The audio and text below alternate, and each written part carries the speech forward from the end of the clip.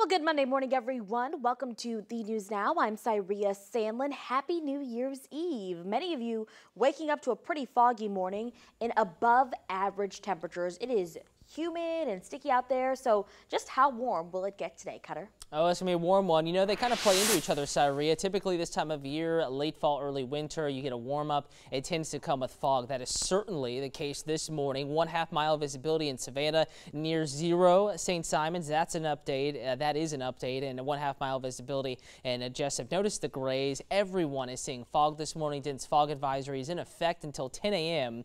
And thereafter, a little bit of improvement. It's not going to be a crystal clear day by any stretch of the imagination, but better this afternoon than it is this morning. High temperature is going to be warm, as Syria mentioned, mid to upper 70s. And as we check out your New Year's Eve evening forecast, hour by hour, the fog will roll back in after sunset. By 10, it may become quite thick, especially east of I-95. Midnight could be some dense fog. 2 a.m. likely some dense fog. Temperatures do not cool that much, maybe even getting away with short sleeves this evening. Back up into the upper 70s tomorrow, the mid 70s Wednesday.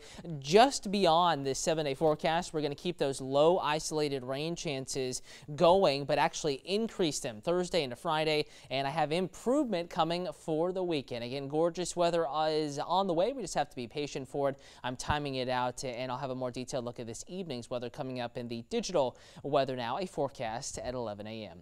Now let's check out traffic. The morning drive, so far so good. No major problems out there. The WTOC Jimmy Casino traffic tracker is coming back in. We were from Tybee, and we were on Islands Expressway, now on the other side of town. And again, it is gray, it is drizzly, it is foggy, areas of low visibility. Go ahead and add a few extra minutes if you have to be anywhere but at a certain time this morning. Let's go ahead and check out some drive times coming in from the west side. 16 to 80 in Bryan County to 95 Pooler, taking you 13 minutes. 95 to 516, that's a quick 5. 516 to Brendan Abercorn, that'll take you 7 minutes right now. And checking out your 80 eastbound drive time, 17 to Pooler Parkway, that's about Bloomingdale to maybe the east side of Pooler. 6 minutes, Pooler Parkway to 95, 3 minutes. 95 to West Bay, that will take you 9. And do want to give you a check of low country drive times coming in from Bluffton, 278 to 170, 14 minutes. 170 cutting through 315 to get to 17 near Hudson Island, 14 minutes. And it is 10 additional minutes across the Talmadge Bridge and get to I-16.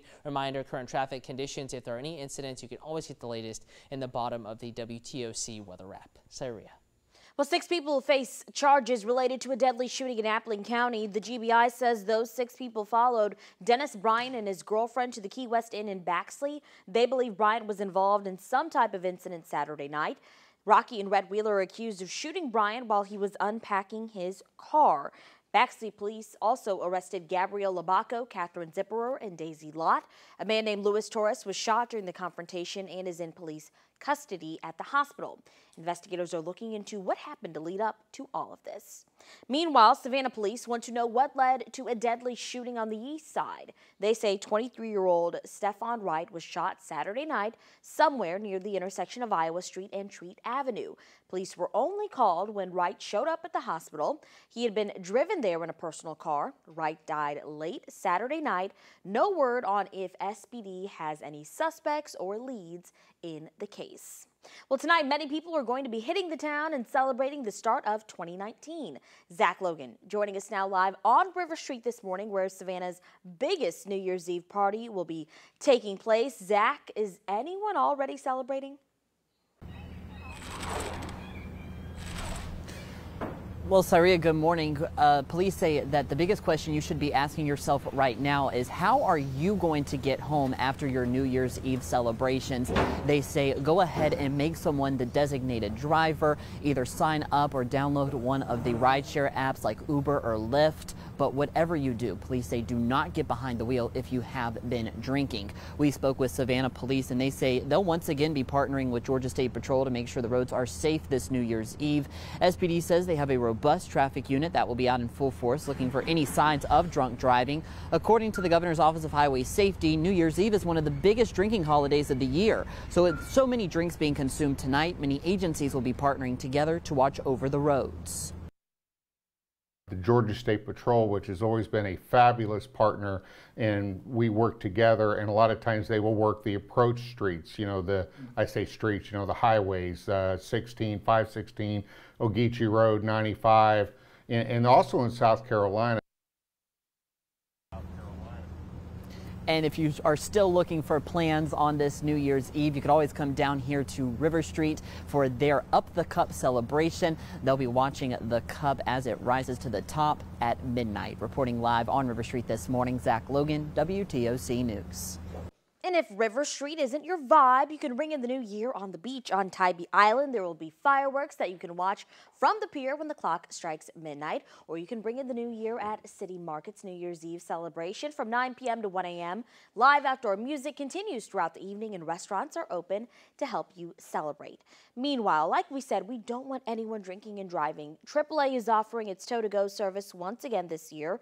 From right now until 6 a.m. Wednesday morning, you can call 2855 or tow to go, and you will get a tow truck to take you and your car to a safe place within 10 miles for free. This service is being offered in Georgia, but not South Carolina. Well, once we're through with all those parties, there are a few local traditions happening tomorrow.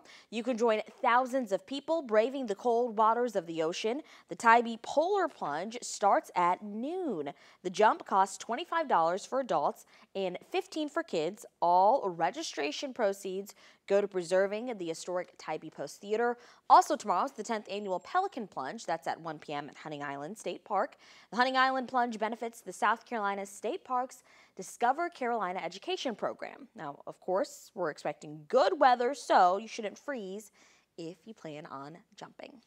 Well, I hope everyone had a great holiday. I'm just getting back to work, so I wanted to check in and say hi to everyone. Wondering what you're doing for the new year. A lot of people are saying they're staying home and watching the ball drop on TV. Candace says she's off today and staying home tonight. Another person told me they're going to be having an oyster roast at their house. Would love to hear what your New Year's Eve plans are. So just leave me a comment on my WTOC Syria page or leave us a comment on the main page. We'll be back in a couple of hours with another update. Join us at 10 a.m.